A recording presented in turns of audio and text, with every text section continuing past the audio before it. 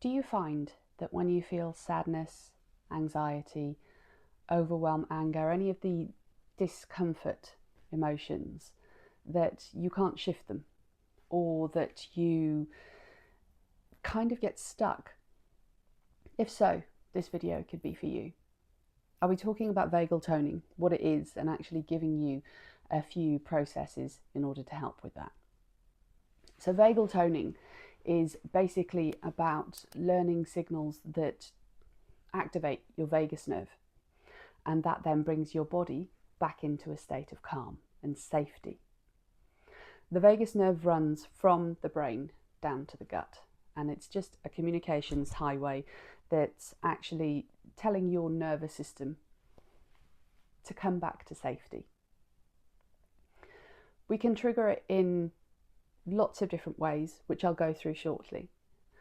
But the biggest thing is that through activating your vagus nerve and telling your body that you're safe, you can then lessen your response to anger, anxiety, overwhelm.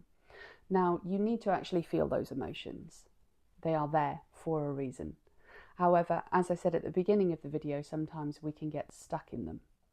So what these processes will do, first of all, they can help reduce the length of time of them, but secondly, they can also help reduce the intensity of those emotions. You can do them on a daily basis, integrating them into your routine, as in maybe when you're brushing your teeth, in the shower, waiting for the kettle to boil, driving to work, whatever your routine may be. Or you can also then do them when you are actually activated. Now, I've got absolutely loads of processes on my page that you can try, but I'll give you a few of them here today, just so that you can actually go through and have a look and see what you think. Not all activities will resonate with everybody, and that's okay, because we all like different things, and different things make us feel comfortable and uncomfortable. However, if any of them resonate with you, then stick with it and see what you think. So one of the most basic ones is your vagus nerve literally runs down from the side of your neck, and massaging just from behind your ears and down your neck for about 20 to 30 seconds. Obviously that can be quite relaxing anyway, because our trapezius are quite often uptight, as they hold a lot of our motion, a lot of our activation. Once you've done it on the one side, you can do it on the other side too. And you can do this sat at your desk at work, or like I said earlier, just waiting for the kettle to boil. Quite often of a morning when I'm getting ready, I'll put my moisturiser on and just then gently massage my ears while I'm finishing off. It doesn't need to be a long process, and I'm not activated while I'm actually doing that, but what that does is that it continues to signal to my body that I'm safe, and it continues to stimulate that vagus nerve. Another one that you can actually do is rocking. Now, I tend to rock just while I'm actually sat in front of the TV at night. I like to literally just sit on my bum and rock. However, you can stand and you can just literally sway your hips back and forth like you would when you're holding a small child.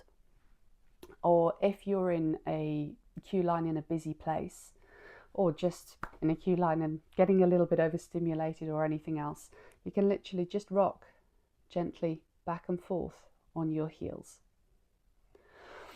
A good accompaniment to that one as well is humming.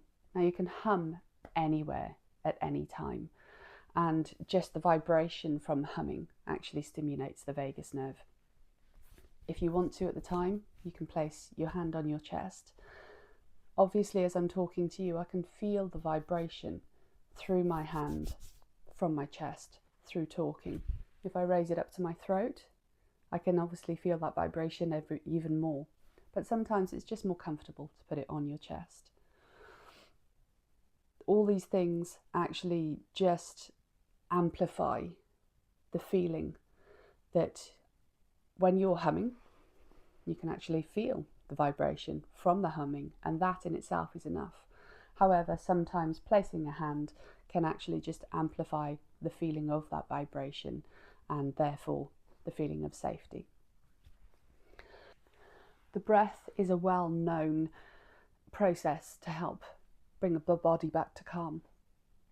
And there are many different processes that you can actually go through with the breath.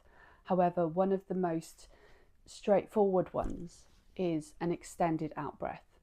So whatever that means to you in terms of you might like to breathe in for 3 and out for 5, or however long you want to do it for. So whether that's 4 and 6 or 5 and 7, the out breath just needs to be longer than the in breath. Again, this just triggers the vagus nerve and brings you back to safety, or brings your body back to safety.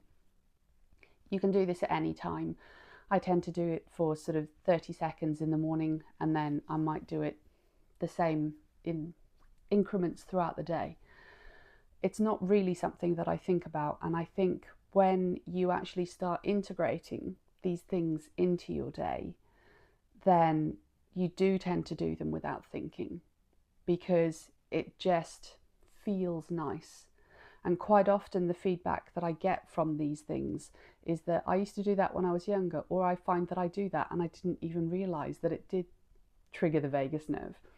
And I think that's the whole point of these processes, is that they're easy things to do, but they signal to the body that you're safe.